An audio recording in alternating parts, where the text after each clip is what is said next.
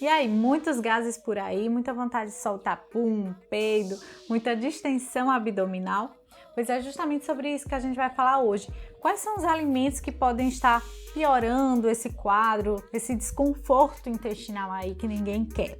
E é muito importante que você saiba que esse excesso de gases muito provavelmente está vindo de um desequilíbrio da tua microbiota intestinal, ou seja, um quadro de desbiose intestinal, que é justamente esse desequilíbrio das bactérias intestinais.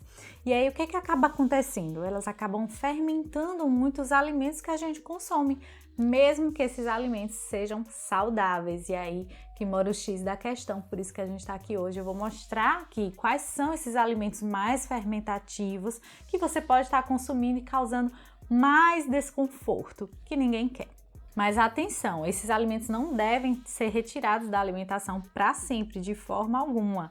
É mais durante o período ali de um desconforto maior, até as coisas irem se regularizando, até esse intestino começar a desinflamar mais, reequilibrar mais essa microbiota intestinal. Até porque vocês vão ver que muitos deles são muito saudáveis, muito ricos em nutrientes e muito ricos em pré-bióticos, que são justamente aqueles nutrientes que alimentam as bactérias boas do nosso intestino. Então não é para retirar, a gente pode usar inclusive aí um protocolo Low FODMAP, que é justamente com alimentos menos fermentativos, até 8 semanas geralmente é a recomendação. Então não dá para extrapolar, ficar utilizando esse padrão alimentar para o resto da vida, que vai ser muito contraindicado. Dito isso, vamos ao que interessa. Quais são os alimentos com maior teor de FODMAPs, alimentos que são mais fermentativos, que vão produzir mais gases? E vamos começar falando do leite e derivados com lactose. Não entra aí as versões sem lactose, justamente porque é a lactose que vai ser fermentativa, tá? Então entra o leite, iogurte, creme de leite, então tudo isso vai ter a lactose e pode piorar mais essa fermentação. E logo as receitas que levam esse tipo de alimento também. Além disso, a gente tem a cebola, o alho, que eu adoro utilizar ali como forma de tempero. Eles são considerados também alimentos pré-bióticos, ótimos ali alimentos para as bactérias intestinais boas lá. Só que nesse momento, se está fermentando muito, se está tendo muitos gases, esses dois alimentos eles podem piorar ainda esse quadro. Então, durante esse período, seria bom evitar. E falando dos vegetais, a gente tem aí o brócolis, a couve-flor, a alcachofra, a beterraba, todas essas vão ser mais fermentativas. Pode perceber, de vez em quando você come, não solta mais uns punzinhos? Repara depois. Mas são muito saudáveis, tá? Mas se você está sofrendo com esse problema, você pode estar optando por vegetais que não fermentem tanto. Então, as folhas de maneira geral, né, alface, e aí você pode optar também por abobrinha, por cenoura, por pepino, tá? E se tratando de frutas, temos também algumas frutas bem mais fermentativas.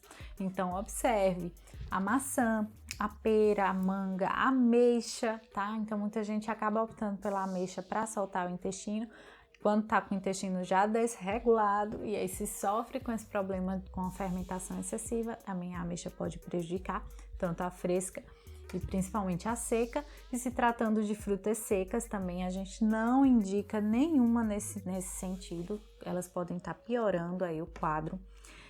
Abacate também é uma fruta que vai ser bastante fermentativa, então nesse caso é bom evitar todas essas. Quais optar então? As frutas principalmente com mais vitamina C, sabe? Uma laranja, uma tangerina, um kiwi, morango, a própria goiaba também é muito boa. E antes da gente seguir essa lista, tá sendo útil para você esse vídeo de alguma forma? Se sim, não deixe de curtir aqui embaixo, tá? E também se inscreve no canal se você ainda não tá inscrito, para sempre acompanhar esses conteúdos que eu trago com muito, muito carinho para vocês, tá bom? Vamos continuar aqui. Outros alimentos que são bem fermentativos também, principalmente se a gente não coloca de molho em um tempo suficiente, são as leguminosas, ou seja, feijão, grão de bico, lentilhas, ervilhas, tudo isso vai fermentar um pouco mais. Mas perceba, são muito saudáveis, são proteínas vegetais riquíssimas, certo? Mas nesse período pode estar prejudicando. Então vamos regularizar o intestino para depois incluir novamente esses alimentos, tá? E quando for incluir, independente se você sofre ou não com esse problema de gases excessivos, a gente tem que sempre deixar essas leguminosas de molho por pelo menos ali 12 horas e depois descartar essa água antes do preparo. E seguindo essa lista, a gente tem os alimentos com trigo. Então, massas de maneira geral, tudo que tem ali, por exemplo, uma pizza, as coxinhas, pastéis, essas coisas todas, bolos, pães, macarrão, tudo que leva essa farinha de trigo, ela pode também estar prejudicando. Então, nesse caso, seria interessante optar por massas com uma farinha sem glúten, por exemplo, uma farinha de arroz, que não vai ser fermentativa.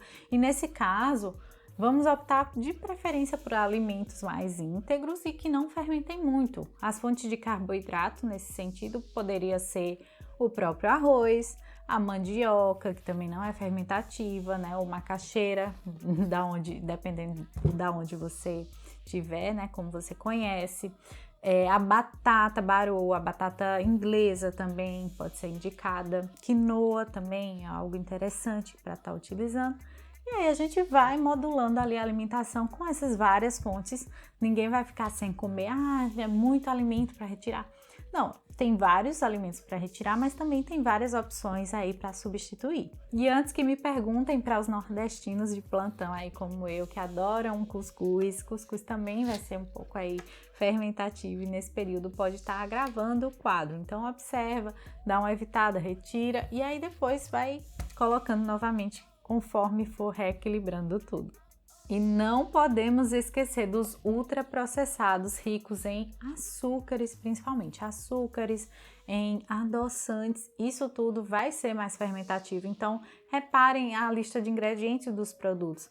Quando tiver açúcar adicionado, xarope adicionado, adoçante, tanto adoçante artificial quanto os polióis, né, o xilitol, eles podem ser mais fermentativos, principalmente os polióis, tá? Então, esses terminados em ol podem fermentar mais e piorar ainda o quadro.